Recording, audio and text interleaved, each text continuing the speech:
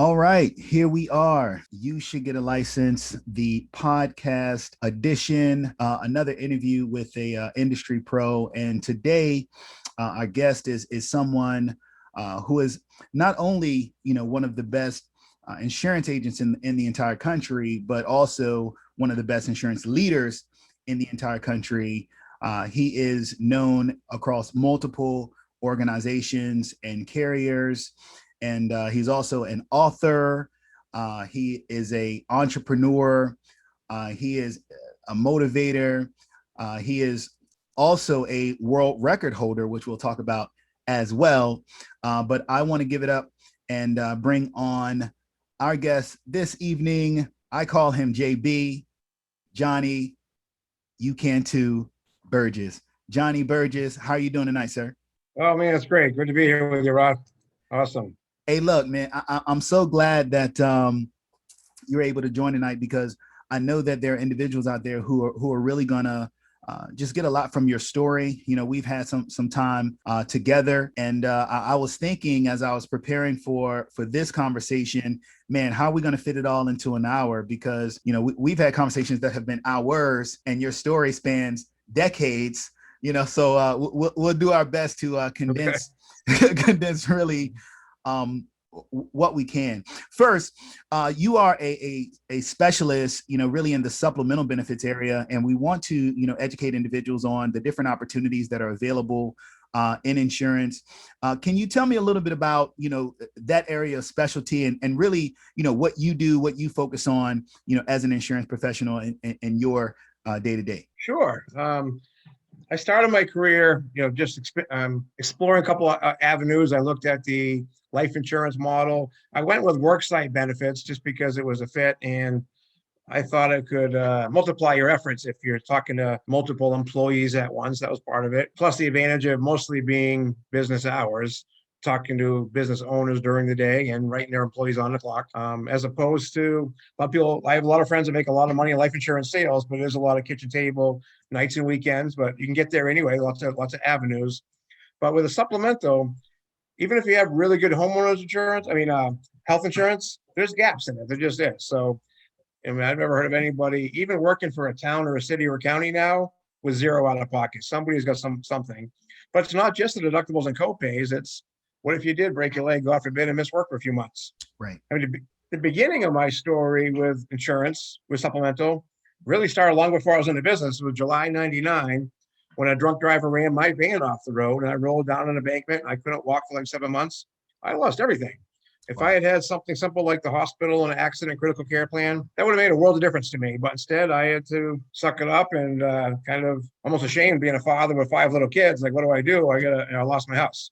So the reward of the feeling of what we do is being able to be there. We're not selling a thing like a product or a tangible item. What we sell is a promise that in their most dire hour of need, we're actually there. So that's the idea of it. We're selling a promise, but we supplement whatever they do have. And we have evolved into a small business solution that actually incorporates MEC health insurance along with a whole bunch of supplemental accident, hospital, life insurance solutions, telemedicine, dental vision. So we bundled it as well, but really just right place, right time, and feeling the pulse of the marketplace out there. It's all about find the need and fill it. So that's what we've been able to do. Absolutely. And thank you. I want to talk about, kind of the evolution, of your business over time. One of the questions I like to start with, kind of early on is I know no one grows up dreaming of being an insurance agent. When you were a kid, what was your first dream? Like, what was the dream job for you growing up? Other than cowboys and Indians, that looked pretty cool. But no, it was really early on. It was. I see the hat, and I see the hat.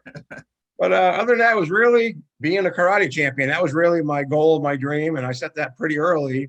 That was the career I wanted to pursue. Somehow, I just knew I had to be self-employed. I couldn't be in a box punching a time clock.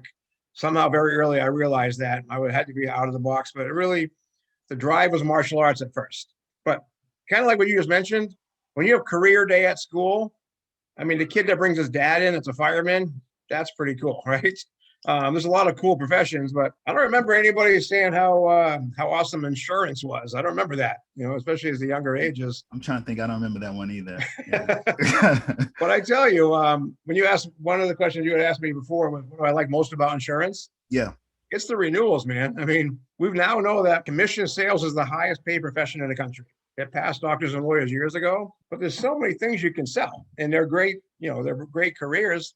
If you can sell cars, you can be really good at it. You can be the best at it.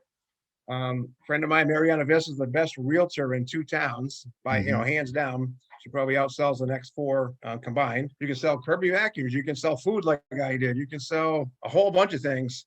But the difference is insurance is the renewals. Yeah. I mean, the first accident policy I sold near the end of 2008, I still get paid every month for that policy. That's sexy. It really is. So absolutely. What is that? I don't know how many years ago that was, long time, but 13, 14 years ago, I'm still getting paid every month for that account. That's the cool part. No, I mean the renewals and the opportunity, we talk about the financial concept of compound interest. Sometimes it's like when you're adding those renewals year after year, it almost feels very similar, but from an income standpoint, Right. Every year it just continues to grow a little bit more and a little bit more. And that's one of the things I try to really share with either new agents or people who are considering, getting into this space. And you mentioned some other career paths. Let's talk a little bit about, your path, prior to insurance. I mean, you've done a ton of different things. And I want to you mentioned also the karate champion growing up, and that's a dream that you actually accomplished. And I want to talk about that too. But right before, you got a license, tell me about, what business were you in? I know you were in the food services business, but I know you were entrepreneurial as well. Tell me a little bit about that. And also, what happened to transition you into insurance? Because I know that story, but I think it's a really cool one as well, to share. Yeah, I will say, actually, I remember my demo ride along, I think it was New Year's Eve of Y2K. I was exploring the food sales business, and it was literally delivery to a lot of small businesses and even homes of frozen food, high-end lobster, gourmet seafood, Omaha steak kind of a thing, but gourmet food sales. And I ended up diving into that in 2000. My car accident in 99, I had lost everything. I was starting all over again. I had run karate schools for years and some delivery businesses, but I just really needed to start a career, and just realizing I had the big picture of what sales could be if you did it for a career. And I just went with it from early 2000 through the end of 2008, pretty much. It was pretty close to a 6-figure income selling food, and I managed a small team, which I thought was pretty cool at the time. But at the end of 2008 or mid 2008, the housing crisis kind of hit. Felt a lot like this last year, a little bit, just a lot of uncertainty. Yeah. And people stopped buying rack of lamb, giant lobster, and filet mignon. And that's everything I marketed was high-end stuff. And in my personal story, by that time, I was a single dad with 5 kids. So I was working more and more, but making less. And I just knew something had to change. I didn't know anything about insurance, honestly, except for a few people I knew in my circle of friends and people at church that I just knew did insurance, seemed to be doing well. They had nice houses and nice cars. That's kind of what I had to go off. Did insurance. That's always did insurance, right? That's like the term. I didn't even know what that meant. I didn't know what a policy looked like. You do insurance? Yeah. And I thought I was going to do that on the side, to be honest with you, until the economy turned and resurrect my food business. But I was only in a month or two, and the handwriting was on the wall. I had to be all in. I couldn't be half in. You got to be all in. You got to, like Cortez, burn the ships. We're going to go over that hill and win, or we're going to die today, because look behind you guys, the ships are on fire. That's what you have to do. So I just knew for myself, if I was half in, I wouldn't have worked. You got to just jump. You can't put your little toe in that freezing cold water. Just dive in head first. So I did. And a huge advantage I had, and most people don't, is a month or so into business, I got married to Michelle, and she had 3 kids. So I had 8 kids, and my mortgage was almost $5,300 a month. Wow.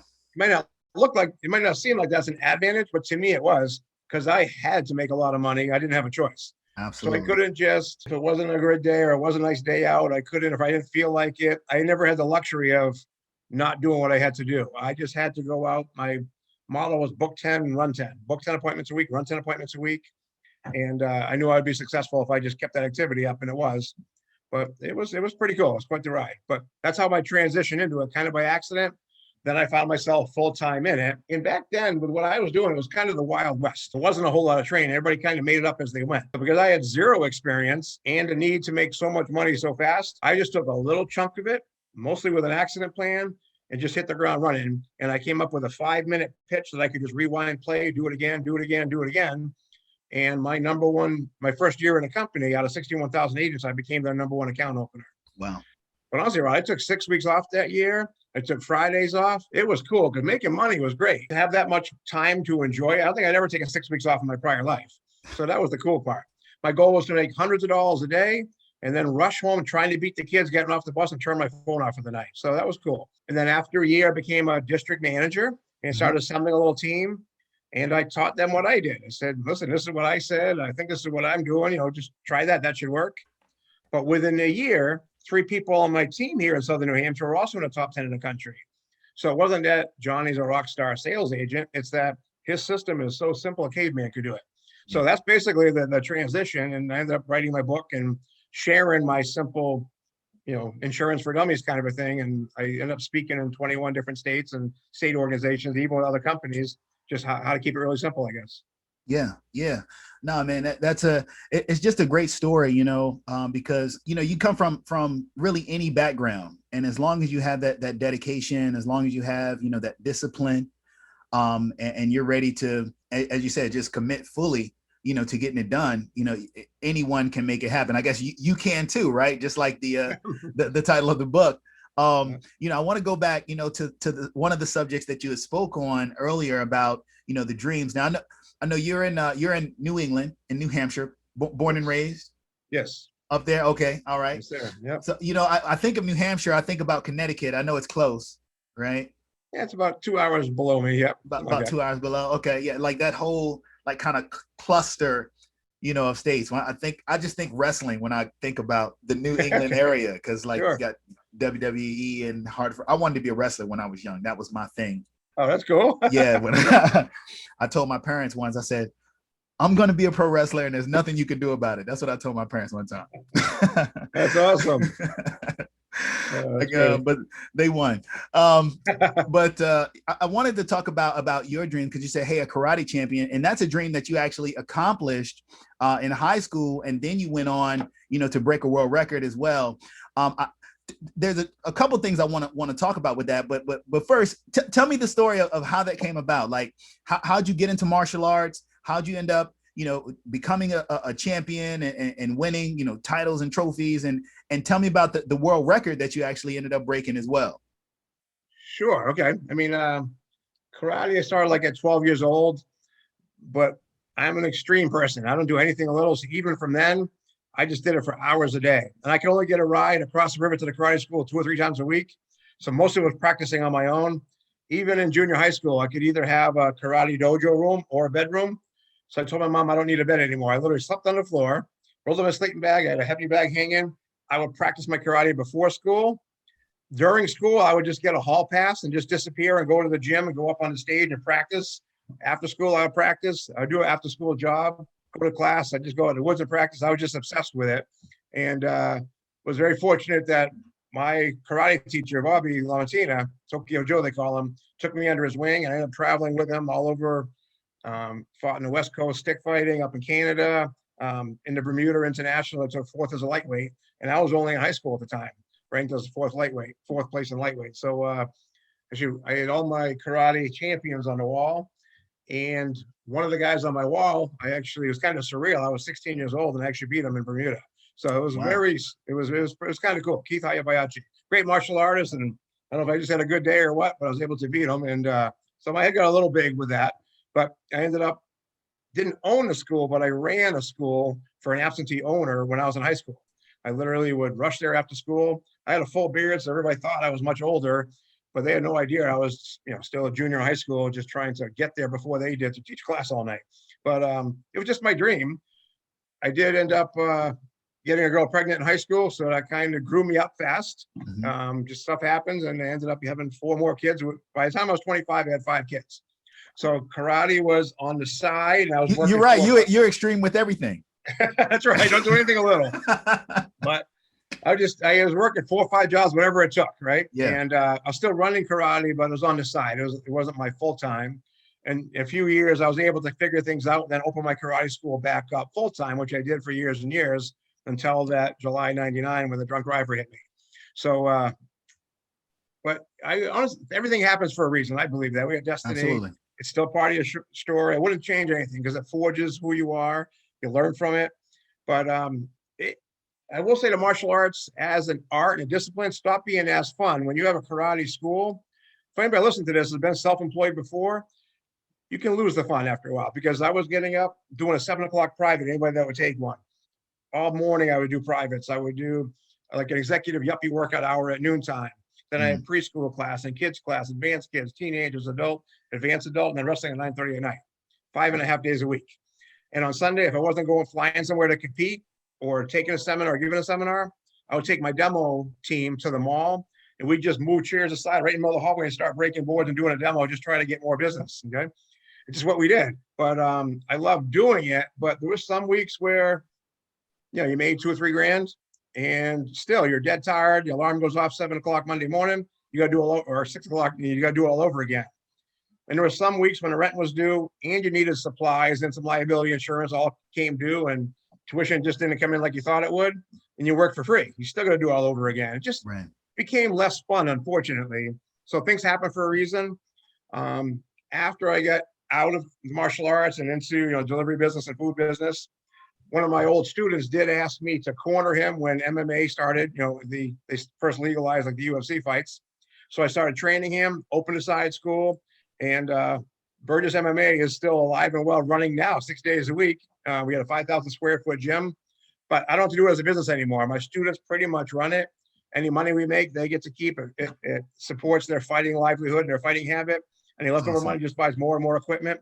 So now it's just fun again. It really is. Yeah. Back to the goals though. When I started my insurance career at the end of 2008, if you're on this, I mean, I've heard your last podcast, I listened to you, the different books you recommended. That is everything. Okay. I dive into books. That's one thing. That's probably a secret of my career more than anything is books. The Magic of Thinking Big and Success Principles, books that challenge you to write down 100 life goals. So I did that. And I was not broke at the end of 2008, guys. I was like below broke. Okay. Wasn't far before that. I also had to take every dime I had to get full custody of my kids because of a bad situation at home. I had some apartment buildings I had to let go and just liquidate everything. I was literally starting over again, and I was starting at below zero. I wasn't even. I was below, right? But I dared to write down 100 life goals because these books will challenge you. If you knew you couldn't fail, what would you aim for? When you're a little kid, you dream of the moon. You can accomplish anything. Nobody can hinder your dreams. But as you get older, if you try something and it doesn't work, you get kind of discouraged, and I'm not doing that again. That hurt. Everybody in your life needs to see you get back up again. If you got kids, they have to see you get back up again. That's the resolve, and that makes you tougher, thicker skin. You can do it. But I wrote down a whole bunch of goals when I started this career, and I think I just crossed off my 32nd goal. Okay. Awesome. One of them was break the world record with boards. Okay. I seen the world record take place. I watched the video, and back then it was 3,100 something. So I looked and I thought about it, but I'm a little extreme or very extreme. My routine is I sit in my hot tub on Saturdays for 2 hours typically, and I visualize my 100 life goals in vivid detail. That's the weird part. Okay. I just visualize it. I start now with all the ones I've already accomplished, with the attitude of gratitude, thanking God for what I have accomplished. And the rest of them, I start diving into it, but I vividly imagine every one of the other ones, what it will take to get there, what it will feel like once I have it, pretend it's already, and breaking the world record. I pictured what that would look like for years. What would, how would the room be set up? Okay. What would the atmosphere in the air be like? How would it be stationed? In October of 2017 at the MMA fight night in Manchester, New Hampshire, before my guys fought, I broke the world record, 3,676 inches of wood with my fist in an hour. It's basically the equivalent of one board a second for an hour. My hands were like grapefruits afterwards, but I won't ever do it again, but it was very cool. But the reason I mention that, the weird thing is, I had visualized that so many times.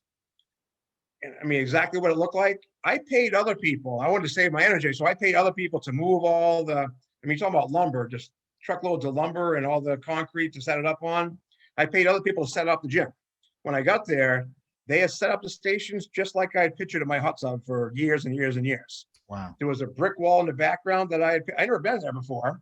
The music that was playing was a song that I was, it was a Rocky song in the back of my head. It was like, this is weird. So I was actually doing the real event. It felt like I was in my hot tub. I don't know if you can understand that at all. 100%, man. I mean, I know you can, but I mean, if somebody's listening to this, yeah. You can get lost in, your brain doesn't know the difference between make believe and make it real. Your brain hurts until it becomes a reality. So all those years in my hot tub, it felt like I was doing it for real. When I finally did it for real, it was almost surreal because I felt like I was in my hot tub doing it one more time. Like, this is easy. Let's just do this one more time. I've been here before. And it's just, even right now, I get the tingles because it's just a cool experience. It really is. Yeah. So that was, I think I answered your question on that, but that's how it came to where it was. It's amazing. So right now that world record, you still hold that for the most boards broken in an hour? In 1 hour. Yep. Most boards, now, if that's not like a cool fact about insurance agents, an insurance agent holds the world record for most boards broken in an hour, a karate world record held by an insurance agent. I'm just saying. I'm just saying. Cool. Look, not held by, some, kung fu, master, right. And, isolated. It's held by an insurance agent. I'm just saying, that's awesome, man. And I've seen you with that bow stick, and you are a master, of your craft. I certainly wouldn't want to get in your way when you're holding, one of those. It's a nice little movements, that you got going on right there. I guess that really, kind of brings me to, this point. But before I go there, that background in martial arts, that discipline, that was instilled over that time frame. How do you think, if any, that played into your approach to your insurance career, or maybe all your businesses, but specifically insurance? Without a doubt, it really, sales is very much a parallel of sports in general. Okay, both individual sports and team sports, because both elements are there. Because if you excel in insurance sales, being a part of a winning team, it makes it. One draft horse, I don't know if you have fairs down where you are up here. We're up kind of redneck up here. We have these big fairs every year, right? And these, like the Budweiser Clydesdale horses, I think they can drag something like 1,200 pounds of concrete. It's called the draft horse race or whatever. They drop the cement, and this big horse tries to drag the cement through the mud. They have so many seconds to get it so far, and then it stops. But the weird thing is when you hook two of those horses together and then drop the cement, they don't pull twice as much. They can pull like 3,800 pounds. There's some weird phenomenon when you get two of those going in the same direction. It's not double. It's like 3 or 3.5 times as much if they can pull in the same direction. So when you put your dreams in line with other people going in the same direction, especially if you have hierarchy helping you, they're incentivized to help you. But it's beyond that. It's just a win-win. Just getting together, that synergy can move mountains, and that's a big part of it. There is. So if you've been part of a football team or basketball team, just that huddle on break and all that excitement of being part of something is huge. Before karate, I used to do cross country running, cross country track running, and just 6-mile races through the woods, whatever it was, 2.5-mile races. Even alone, you're still trying to beat yourself, your own time, the runner next to you. You still got a goal. You know what the finish line looks like. Even individual sports can help, but something about that team environment, they both require discipline. You don't just show up on race day. You got to run all kinds of miles during the week to be in shape for that. If you're a triathlon athlete or a football player, or if you're on the basketball court, you better be shooting free throws several times during a week, sharpen your craft, whatever it is. So when it's game day, when you're in front of that client, that employer, that employee, same thing. You've been to practice a whole bunch of times, right? And it's very, very on par with sports, I think. Kind of like a muscle memory. Very much like a muscle memory, right? So it's like you sit down and the words just start coming out. Just like when you do your katas, boom! As soon as you start, you're just in another zone at that point. That's right. Yeah, it just kicks in. You're right. I got to ask you as a martial artist. There's a new Mortal Kombat movie out. This is just a sidebar. At the time of this interview, there's a new Mortal Kombat movie. I'll have Did to you? check that out. Yeah. I'd be curious to see your opinion of it. Definitely some good fight scenes there. So, you know, you really seem motivated, driven. You've been in the business, Jonny. You've had a ton of success as well. Let's talk about I want to talk about really how you stay motivated, and then I want to touch on the books and what drove you to write them. So I don't want you to tell me about the books yet, because I want to kind of set the books up, but I do want you to tell me about what keeps you motivated now that you've experienced just a tremendous amount of success already in the business. Sure. I will tell you the most important thing people should do. I just brought to my other office building. I'll show it to you. But my original list of 100 is torn and tattered. And I've had to blow dry the thing probably 20 times because I've dropped it in the hot tub so many times. It's ripped in half. You can barely read it, but I still put a date next to the ones that are crossed out. But I still look at that list all the time. Yeah. If you ever have a bad day, quote unquote, I'm going to challenge that in a second too, by the way. But if you have a day that didn't quite go like you thought it was, you got to remind yourself why you're doing it, not how you're doing it, how you're going to do it. That doesn't matter. You got to back up, remind yourself, why am I doing this? And really, before too long, it's going to become outside of yourself. How do I make this world a better place?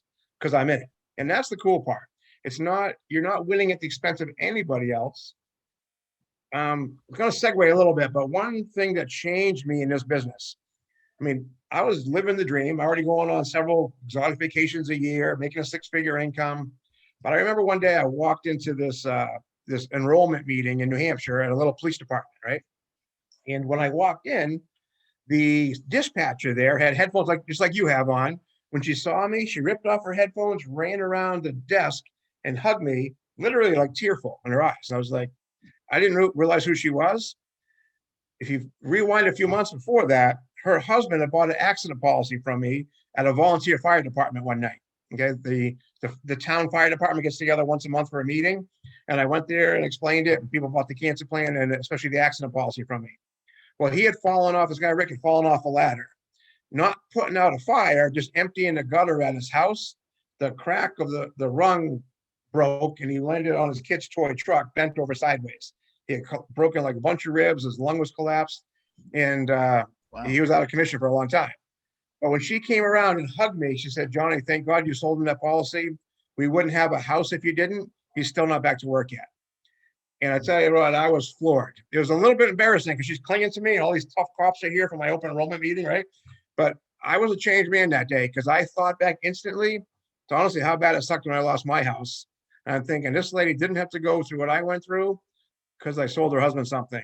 And I was like, you know what? This is win-win. I kind of knew it, but it became real that day. And since then, I've done lots of larger claims, cancer claims. I mean, we're making a difference in people's lives, but I left change that day. So that was a big game changer in my career. It was only a couple of years in, but I had a different outlook on that. So it's win-win. Yeah, absolutely. And that's, I know that for you, you mentioned the renewals early on as one of the things that's really, really important. I know that, the ability to help people and add that kind of value is also very valuable for you. You know what I mean? Very important to you, not just to them, but also to you as the agent to be the one that can really help them out. How do you feel like, well, you just spoke to it with the claim. I was going to say, how do you feel like you've really been able to help people in a variety of ways? But I wanted to say, we look at the income that insurance agents can make, right? And, oftentimes, we do talk about that, but how do you feel like that changed your approach to the business versus prior to? You said you've been on the trips. When she came up, hugged you, and you really saw that changed you. Did that change the way that you did business? Did that change your presentations? Like, how did that modify your approach? It gave me much more passion and urgency that I got to talk to everybody. And Yeah. I'm not just tongue in cheek. I'm saying, I mean that I got to get this to everybody because I believe so much in what I do. If I don't get there in time, they could lose their house. Or, I mean, it might sound crazy, but they could lose their life if we don't sometimes. It's that detrimental to people's livelihood and everything. It's a game changer. And it's win-win though, but it will make you I mean, if you're selling voluntary insurance, I challenge people, if you haven't told your siblings and your parents what you do, you will feel like this small if you have to help them move out of their house. Because a great friend of mine in the voluntary business, she had to actually help her best friend move when her house got foreclosed on, going through cancer treatments. And she never told her friend that she sold cancer policies. And she, from that day on, couldn't live with herself not telling everybody. Now, don't pester them. Don't hound them at every barbecue and family reunion and Christmas. I don't mean that. But let them know what they do. And if they want it, great. If not, it's on them. But at least give them the option to protect themselves with something so simple as what we do. So it's important.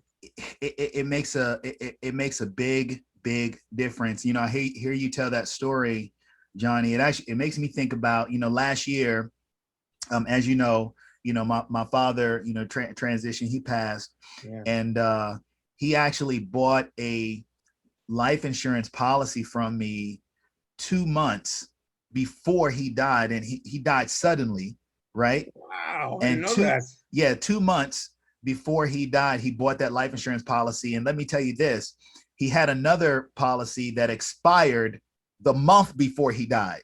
So the policy that I sold him is the one that ended up paying for his final expenses when it was all said and done. Man, that's heavy, huh?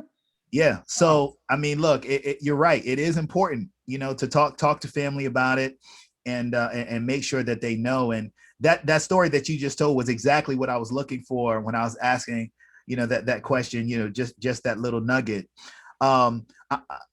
Man, one of the things I've always thought was really cool about you is that you're really interested in sharing knowledge, a wealth of information for anyone who asks you, and you don't have to be. That's something that you do by choice. And I do want to just take a minute to plug the books. You can too. Let me see if it comes into the camera. Okay, here we go. You can too, and you still can too. Let's talk about these books for a moment. You had some success. One, tell me about the inspiration for the first book, and then you said, "Hey, look, I got something new to share." The inspiration for the second book as well. Like, what was the driver behind that? The first one, this might sound weird, but I was on one of my Saturday 2-hour vigils looking at my list, right? And I'd already been number one in the country. And then my agents were having immediate success. My second year as a district manager. And during my hot tub session, I think it was a God thing. I was inspired, write a book about what you just did. And at first I thought I was just going nuts, but I couldn't shake it. I'm in this hot tub. It was like, write a book. I was like, I never wrote a book. What are you talking about? And I'm alone in my hot tub on a Saturday afternoon. I eventually, after I was done my list, I went in, wrapped in a towel, dripping wet, and just sat down for my computer. And I typed with one finger.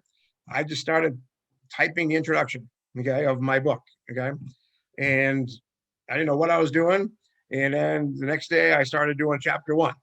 And I remember a week later, there was actually a convention of all the managers on the East Coast are getting together down in Baltimore at some giant Marriott hotel. And it was my first invite being a new manager.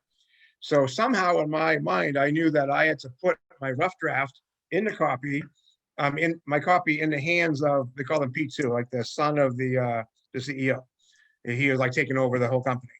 And I remember my regional manager at the airport that morning, before we left Manchester, New Hampshire, I asked this guy, Bill, I said, hey, do you think Paul Amos would be there?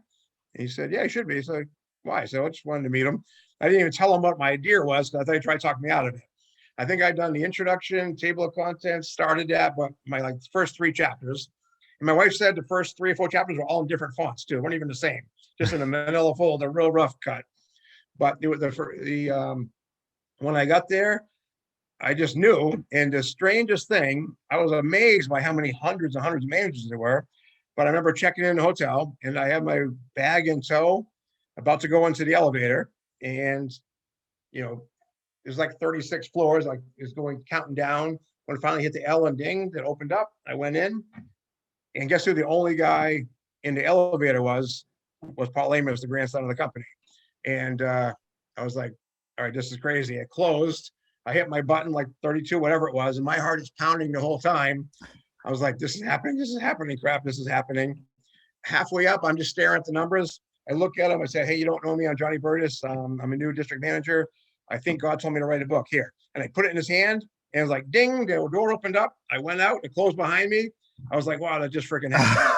Right. That is exactly how that started. And I was like, I don't know if I'm fired or if he's pissed or I don't know if he'll throw the trash. I have no idea. But it happens. It was like it was supposed to happen. Weird thing is the second day of that convention, in between sessions, there was a break of a couple hours. And I was just trying to I learned so much, met so many people, and I was actually heading to the hot tub. Okay. I'm a hot tub fanatic. So I was going to go contemplate and read and, just meditate in a hot tub. I'm talking about swim trunks this time, t-shirt on, towel around my neck to get on to go down. Because who the only other guy, I'm talking about out of thousands of people in this giant hotel, the only guy in the elevator the second time again was Paul Amos. Wow. And when I got in, he said, hey, Jonny, I read it. I can't wait to see the rest of it. And he gave me a thumbs up. And that's like all I needed after that. I was like, I couldn't believe it happened. It was like destiny. The first convention was a cruise that was going to happen in October. So between, I don't know, it was March to October. I wrote the rest of the book, still in rough draft, different fonts, different chapters in a manila envelopes. And on that convention, I gave it to different CEOs and presidents of the company and vice presidents. It took me I didn't know anything about proofreading and editing. That was the unfun part. It took almost another year, but it finally went live the following year. And then state managers of all kinds of, operations all over the country started flying me in, teaching their group, their teams how to do what we did. Nobody ever built a business that quick before. Yeah. So that was the first, that's the story of how the first book came to be. But then with all the changes in the market and all the experiences I had and how much the industry had evolved, I didn't plan on it, but it was just bubbling up inside me after a few years. I just knew another book was in there. And again, it just came out. It was kind of weird the way it happened. And just started reaching out and people just gravitated toward it. And the second one, a lot more other carriers were even doing it as well. And it just really exploded from there, kind of. But yeah, a lot of it was, like you said, you're a great leader, okay? We love to help people. It's not just about us. Like Zig Ziglar said, if you help enough other people get what they want, you can have whatever you want. It's not why you do it, but it's just cause and effect. You reap what you sow. And I love almost more than anything is when I nominate or, even if I'm interviewing a new agent, that I can see the dream is behind there, but they don't dare dream big anymore, or they certainly won't tell you. They're just afraid to dream big. They've just been either told they couldn't do it or failed and didn't dare, it hurt. They don't dare to try again. I love bringing that dream, that belief factor out of people and just drawing it out, just daring them to dream a little bit bigger than they are right now. I mean, I can go from 0 to 1,000,000 if you'll go with me. I can get you to dream. I'll believe it along with you. But faith is like a muscle. After you have a little success, like, wow, this might actually be real. So I love to give people that 5-year vision, that 20-year vision. What do you want your life to look like? Right. One thing, Joel Osteen, big fan of his talks. And he was inside a guy's house in some movie, famous actor, who's also producing movies now. And giant mansion, the whole length of his hallway was index cards pinned up on it, right? And Joel asked him, I said, what is that? And he said, oh, that's a movie I'm writing. I'm writing the whole script. And every one of those index cards is a different scene in the movie. And Joel was saying, that seems like such an overwhelming task. How do you even know where to start? He said, oh, that's easy. You write the last chapter first. Sometimes we even shoot the scene. So we find out who's going to die in the end, who's going to get hooked up and married at the end, whatever. And once you know that, now you just work backwards. So that's how I treat my business is know where you want to end up in vivid detail, because you can have whatever you want. That's the thing. I'm giving you the permission. Dream big again, because you can have whatever you want, but you have to decide what you want. You cannot vague goals have vague results. Those SMART goals we talk about. You have to be crystal clear about what you want. Wishy-washy is not good. You can't just say, I want to make a lot of money. You got to say, I want to make this much money this month. And if you never made $8,000 a month, write it down. If you never made $5,000 a month, start with that. Once you hit it, now you're going to dare to think a little bit bigger, a little bit bigger, a little bit bigger. And there's days where you make thousands of dollars in a day. You get really excited. You dare to add a zero onto whatever you were thinking before. It just gets real exciting. But I love sharing with that. Yeah. Another realization I came to, I had two huge moments in my career before I wrote my second book. One, I told you about that dispatcher who was firefighter husband, hugged me that day. That was a game changer. But another one was the day I was writing my doctor's office's company. I was doing a lunch and learn. So I brought the pizza in during lunch, and all the doctor's assistants bought the accident, the hospital plan from me. Someone bought some other stuff. And usually the last person I would write would be the doctor himself. So, I wrote that doctor disability, because if he didn't have his hands, he couldn't do what he does. So with disability policies, you have to ask what they make, because you can offer them a portion of that. And I like to not necessarily max out all the time, but try to figure out what their base expenses were if they ever went down.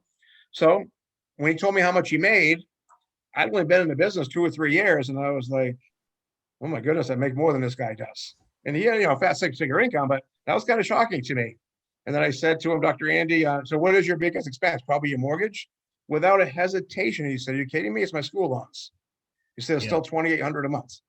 Him and his wife are both chiropractors. They've been in the industry for 10 years, but they still had a school mortgage of $2,800 a month 10 years later. I left that, and he is married to his practice. Like I was married to my karate school, he was married to his practice. He'd say any patient he could, 8 in the morning, so sometimes 7:30 at night. I mean, he was just married to his practice. And I was thinking that, geez, I don't even usually work Fridays. I got all the freedom in the world. I travel whenever I want, and I'm making more than this doctor. That also changed me, because it's people can take this business for granted, but if you can appreciate what we have, I mean, it's unbelievable. I think if it costs people, so many people from other countries come here for the American dream, and they spend money they don't have. They'll mortgage everything and beg, borrow, and steal from every uncle, and they'll buy a pizza shop or something like that. And they will live there, and they put their heart and soul into it, and they make a fortune. Okay. Yeah. But they're not going to show up for work on a bad day. They don't feel like it. Their whole life's on the line there. Their mortgage on their house is backing that restaurant. That's right. It's either going to make it or you're going to sink. Those people don't fail. They're in it to win it, and they do whatever it takes. If it costs a couple $100,000 to join our business, people would treat it that way, like a business, and you would succeed. You would actually make a lot more money faster if you had this big note attached to it, or your house is on the line. But it almost seems like it's too easy, so people don't appreciate what we have. So just an interesting take on that. And it's not easy. And it's not really easy. It's not hard, right? It's not rocket science, but it does take, that dedication and commitment, and effort.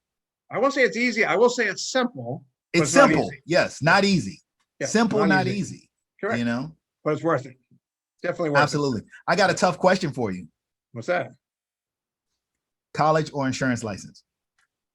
100% insurance license. All right. 100%. Almost. I mean, my own personal story, I could have gone to MIT for free. My dad retired from MIT, and I was in this advanced accelerated program in junior high. Except for a couple of English courses, I was done my high school courses middle of my freshman year. I just took all blow-off courses and taught karate every afternoon, basically.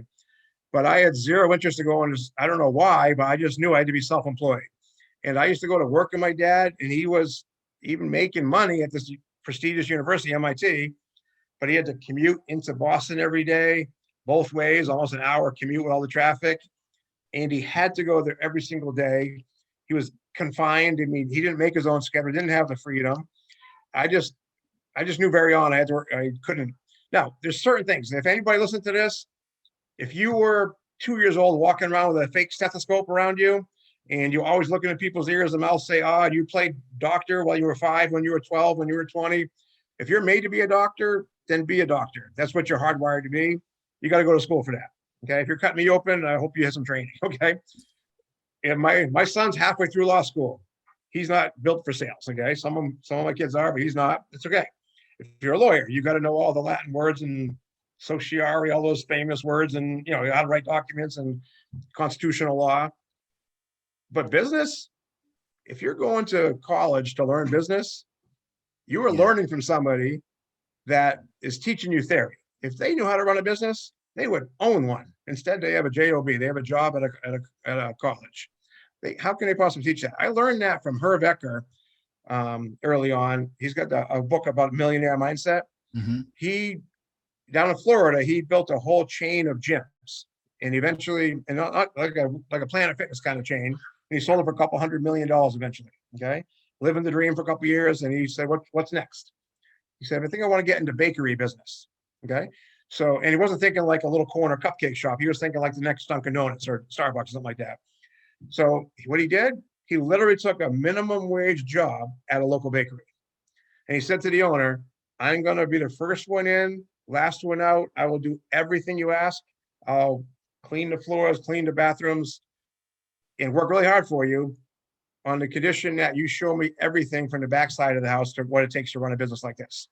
This is a guy with hundreds of millions of dollars working for whatever, $8 an hour or whatever it was from a guy just to learn to drink. Now, after a few weeks, he realized it wasn't really his passion, but he said he learned more in 2 or 3 weeks being behind that bakery counter than he could have ever learned in theory for 4 years at a university, wasting tens of thousands of dollars. Yeah. Okay? And even if you're meant to be a doctor, it's not easy. I don't even know that was simple. Okay. But you're not rich the day you become a doctor. The day you graduate from medical school, congratulations, you got a diploma, but you're not rich. Okay. You have a whole bunch of debt hanging over you, just like my doctor did after 10 years. Yeah. And now what are you going to do? You have to go open a practice somewhere, which means you got to spend money, just like that pizza shop owner, except now you have a tuition bill too. You're going to have to rent an office, buy chairs, your Novocaine, your prescription licenses, your supplies, and you got to get 6 months of pay in the bank for all the people that want to work for you because they just want a job. They don't want to wait till you build up your clientele. And it's a nice lifestyle, but it's probably 20 years before you get there. Because think about 8, 9, 10, 11 years of specialist training in school, and then you're catching up. After 20 years, fantastic lifestyle. Right. Here, you can do it in 2. That's the difference. And you don't have to wear a pager that nobody's water breaks in the middle of the day that needs an accident plan that bad. It can wait. You know what I mean? So basically, what we can do is we can get there 2 to 5 years, just be here. By the time you're in this business for 10 years, you've honed your craft so well, and your renewals are still paying you for work you did years ago. You're in a really good spot, and you can write your own ticket. But I don't know if that was too long of an answer. I'm not against education. Right. We want to make that clear. Yeah, we're not against education, but it's a very valid point. You know, I know that we both know individuals who have come straight out of high school, you know, gotten their insurance license, and a year or two later, you know, they're living fantastic lifestyles, and they have really raised their lid and matured exponentially in a very short amount of time, just based on their working processes, you know, just being in the mix on a day-to-day. So I think you make a great point. For those individuals, we got a few minutes. I do want to talk about, you know, your family as well. You know, you have, you know, you have 5 daughters, you know, coming in, you know, and then your wife, she had 3? Michelle had 3? Well, I had a boy and 4 girls, and she had a boy and 2 girls. She had a boy. Okay, boy and 4 girls, and then she had a boy and 2 girls. Okay, so eight children, you know, coming together. What is it meant to you for them to see you? And I know that your children have seen you before insurance and now. What has it meant for them to see you then and see you now at this point in your career? It's pretty cool. I mean, to see, I've always instilled in them, you can be whatever you want, you can have whatever you want. So I've been instilling that. But when they saw it materialize, they've seen me start over a couple of times. One from my car accident and one from the economy tanking in 2008, and getting back up 3 times and making it work. They know that they're allowed to dream really big because it'll work. And they've seen the results of this business. I mean, my daughter got a credit card the other day, and I let her co-sign. I co-signed on it. So she had to ask what I make a month, and she was floored. I was like, "Are you serious?" That she was kind of like surprised, I guess. But one of my wife's goals is more than a lot of people make in a year sometimes. You know, I mean, it's a real possibility. I mean, it's a dream. I'm able to give more to charity than a lot of people make in a year. But it's not why we do it. But one of my wife's goals was to take our entire family on a vacation. So a couple of years ago, I ran a contest for my team, and we were able to take like 36 people, but all my kids, their kids, my parents, her parents, and just paid for an all expense cruise. And that was a dream when I was flat broke. But and we upgrade everybody to balcony rooms, paid for their tips, their excursions, and everything the whole time. It was just a dream come Wonderful. true. And just, they got to live it. And it was just this big family trip because dad does insurance. I mean, so that should be part of that career day for school. There's a picture of that. You know what I mean? So Absolutely. And by the way, I'm gonna need some of those pictures, man, for this video as well. But someone new who's coming into business now, and they're wondering about their obstacles or maybe what's holding them back. I mean, when you started, you were a single father, really kind of starting over. What would you tell that person? Let's say they're a single parent, or maybe they've had a rough spot or two, and they're trying to figure out what their next move is going to be, or maybe even they're doing okay, but they aren't happy. What would you say to that person about go ahead and taking that step, and in this case getting that insurance license and getting started? I would say get real crystal clear about what you want. Okay, again, just like that movie script, write that last scene. And if what you're doing is going to get you there, fantastic. But if what you're doing hasn't worked for the last 4 years or 14 years or 42 years, you got to do something different. And there's so many life experiences. I mean, you can look at people's success. This does work. It's not easy, but it's simple. And if you apply yourself, you will have success. I mean, I tell my agents, if I paid you $2,000 a week to do this and this and this, book your appointments, practice, read a chapter a day, you would be successful. But you can make several times that if you do it for yourself. Okay. But you got to get out of that employee mindset. People are giving up on a giant dream because they're hanging desperately on to what they think is security, that $800 a week paycheck and some benefits that come with it. You are definitely fulfilling somebody's dreams. It's just not yours. You work for somebody else. Man, you got to work for yourself. Okay. And this is the best of both worlds, because you're working for great insurance companies that are hugely successful and wealthy. So you got the backing of a company, a backing of a team helping you out. Yet you have your own dreams that the sky's the limit, and you are the only person that can put a lid on it. If you whatever you can conceive, you can achieve in this business. I would say I would caution people to be able to handle the freedom. Make sure going into it that you can, because that's the one thing I've seen will either make you or break you, because there's so much freedom. If you've been on that hamster wheel for a decade or 3 decades, and you got to punch the clock when you get in, punch the clock when you leave, punch the clock at lunch, ask for permission in writing 3 weeks ahead of time just to get an extra 3-day weekend off. If you want to go see your kids' preschool graduation, you got to hope that they're not mad at you or your job's still there. You can't live like that. That security is nothing. You can make more in a day here than you can in that week of security, but you got to burn that ship to do it. You really do. You can have one or the other, and your family deserves the other. They really deserve the lifestyle and the freedom. And it's a test of your resolve. Not every day is a good day. Okay. It's almost by design. I think it's almost on purpose, from test your resolve. Are you really here to, for the long haul and for the betterment of others, or just for a quick get-rich-quick scheme? Because it's not. This is for a long term, to help other people get there and to help your clients. But if you're in it for the long haul, you're going to have a lifestyle that you used to only dream about. You really will. But that freedom, turn the phone off when you're working for a few hours. Okay. Don't just be distracted and go ahead, take this person, go to the store, do this errand, give somebody a ride. This business can consume you because of the freedom. There's a lot of stuff you have to do. There's yucky stuff like taking CE credits, or taking care of pending business, or handling a claim, or a customer service report, or payroll deduction summaries. None of that matters unless you book 10 appointments. Okay. Your activity is first. And I tell people, it's like a quiz at the beginning of sales school. Every time we have a bridge class, is it more important to book your 10 appointments for the month? Or is it more important to help somebody with a devastating cancer diagnosis, help them with a claim? Every single time they say, oh, definitely the cancer claim. And I say, I challenge that.